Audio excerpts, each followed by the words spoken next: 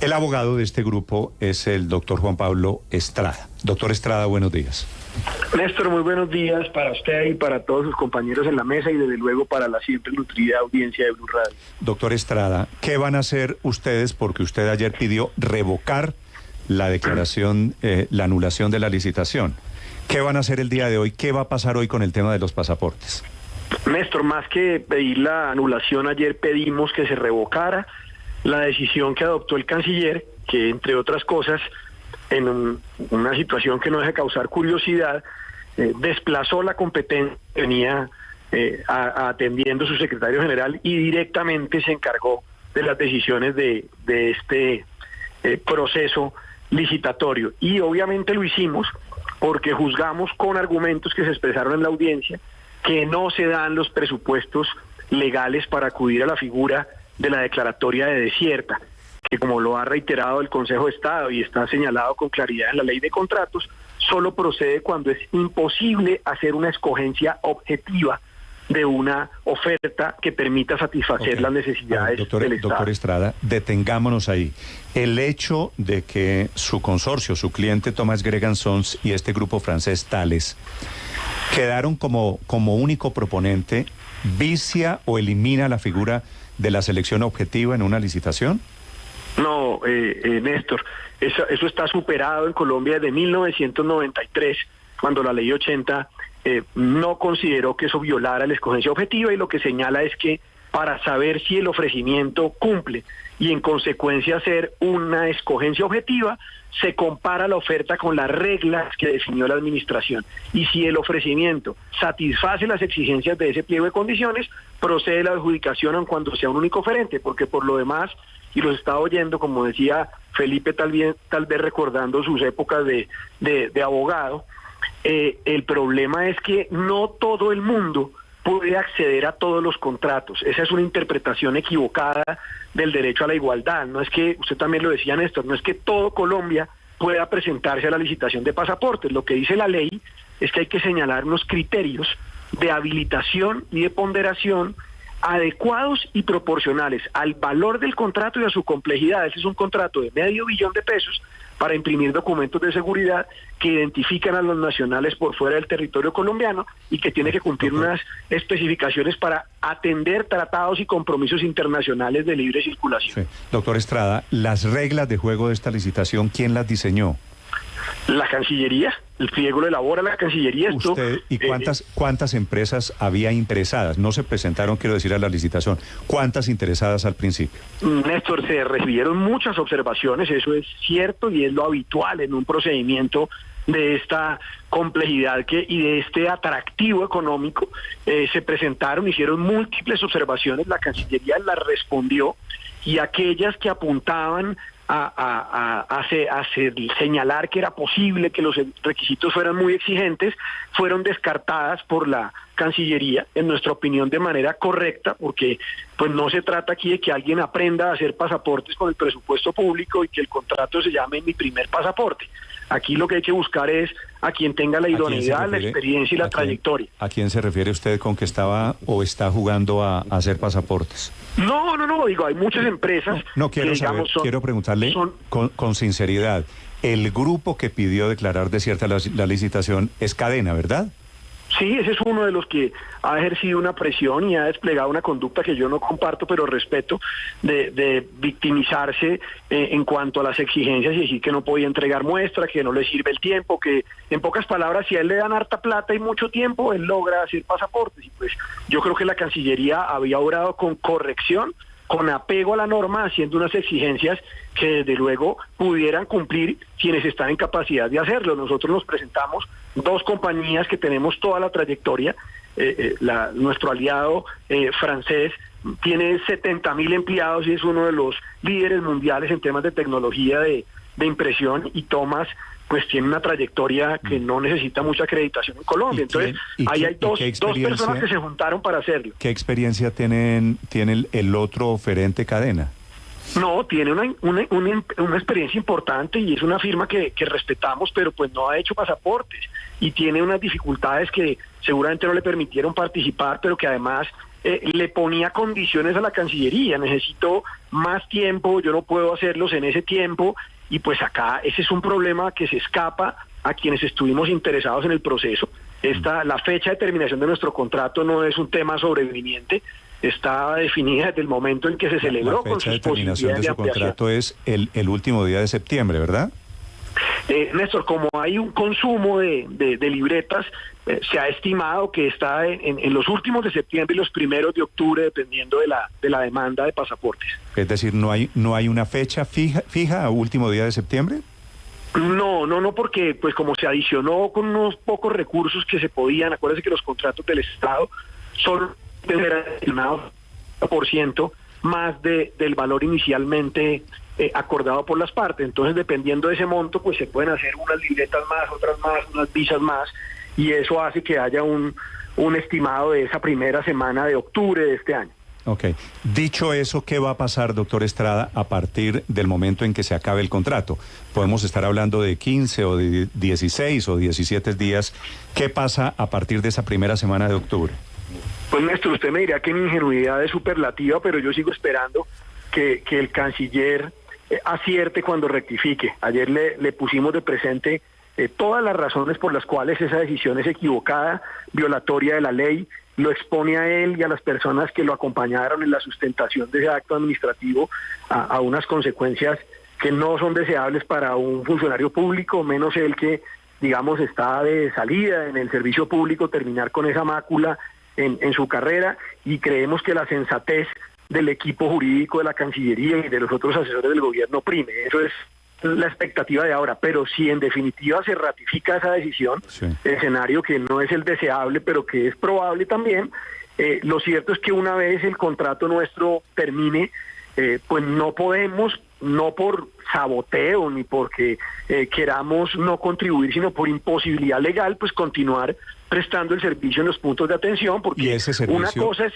Ese servicio, señor doctor Estrada, ¿se deja de prestar primero? ¿Ya no hay citas o simplemente ya no hay pasaportes y sigue habiendo citas para sacar el pasaporte? Pues, Néstor, mire, yo creo que esa es una pregunta que ustedes deben trasladarle a la Cancillería. Lo que hay, le explico, eso no es solamente la impresión de la cartilla, sino que viene la personalización. Usted acude a esos puntos de servicio históricos aquí en Bogotá, y allá es donde el pasaporte se lo personalizan. Entonces está primero el documento, pero el chip y todo lo demás pues hay que cargarlo con los datos del ciudadano que va a obtener su pasaporte. Entonces lo único cierto es que puede que queden unas cartillas en remanente. El contrato exige que haya siempre un remanente de cartillas, pero pues si nosotros no estamos contratados, pues no va a haber personal en esos puntos y no va a haber quien personalice las cartillas y entregue los pasaportes. Pero es decir, desde luego... Yo estoy, señor doctor Juan Pablo, yo estoy con mi pasaporte a punto de vencerse, ¿de acuerdo?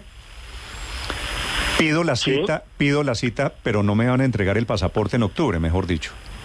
Pues usted, es que no se lo... Pues si no, obviamente el canciller ayer lo anunció, que para conjurar la situación que está provocando él mismo, alguien también en la mesa lo dijo ahorita con certeza, la jurisprudencia dice que la urgencia manifiesta no es para purgar eventuales fallas de planeación, como tampoco la declaratoria desierta, Néstor. Es decir, que todos los pliegos son susceptibles de mejora como cualquier obra humana, así es, pero después de que se reciben ofertas, usted no puede empezar a decir que mejor me hubiera gustado hacerlo así, entonces como hubiera podido ser para que cupiera más gente, declaremos desierto.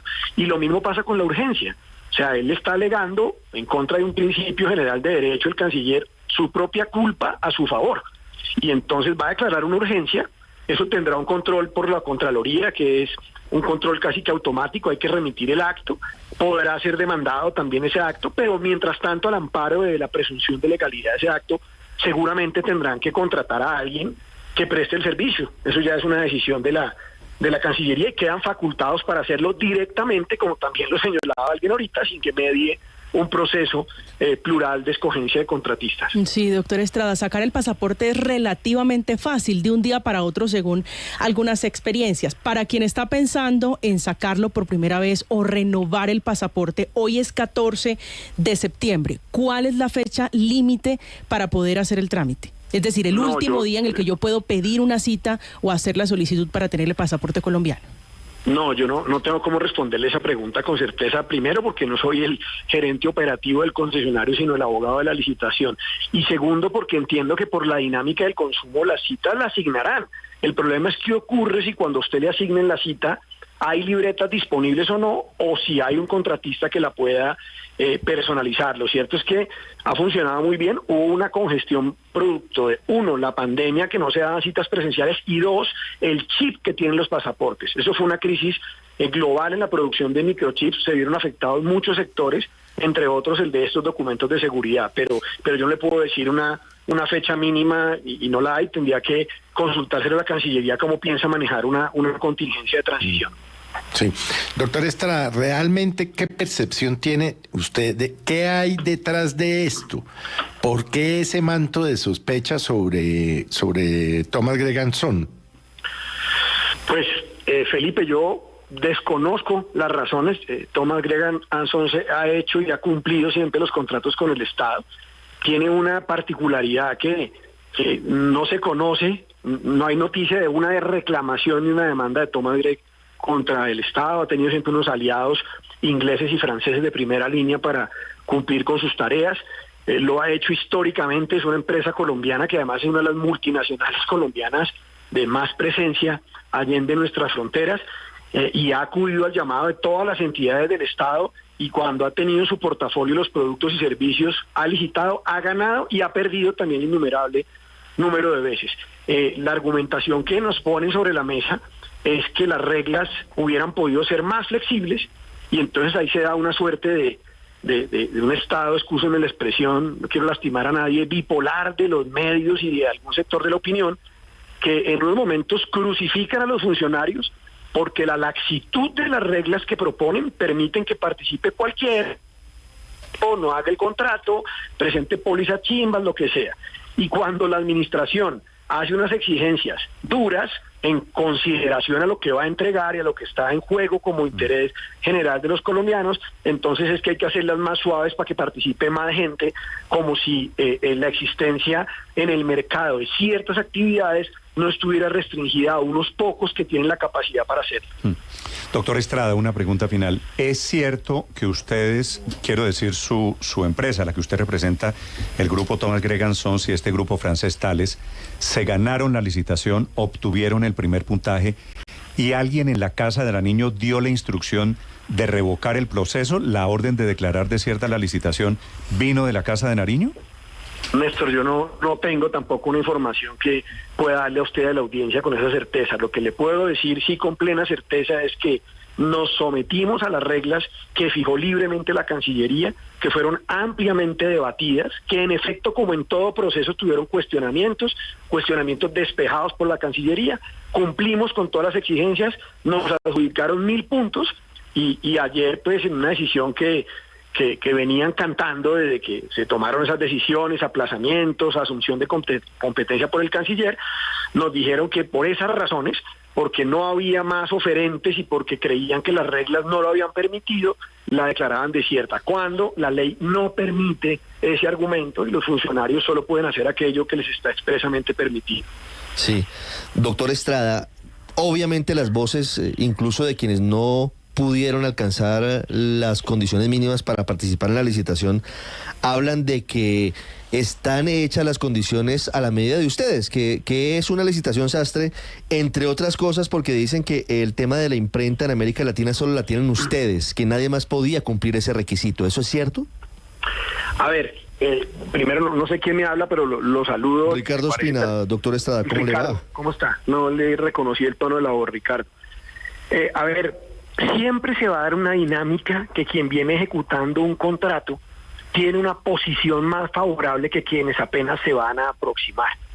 Pero el problema es que eso no es culpa de quien está ejecutando el contrato. Entonces, los únicos pasaportes que se hacen no son acá. De hecho, la sede en Colombia está asignando un puntaje de ponderación. Si usted me lo pregunta, y en esta mesa hay reconozco al menos a 2 juristas en ejercicio, yo hubiera exigido como un requisito mínimo que la impresión se hiciera en Colombia. ¿O a usted le gustaría que dependiéramos de la voluntad de un impresor en China para nuestros documentos de identificación y de movilidad en otros estados. Entonces, obviamente hay condiciones que el que quisiera participar, pero que sabía, es que este contrato no surge ayer, ni hace un mes. Desde hace 4 años que se adjudicó, señor. ¿Dónde se imprimen los pasaportes? Aquí en Bogotá, en Colombia, en plantas de tomas. Y lo que se pide también para puntaje. ¿Y por qué hace usted la precisión de que ese debería ser un requisito?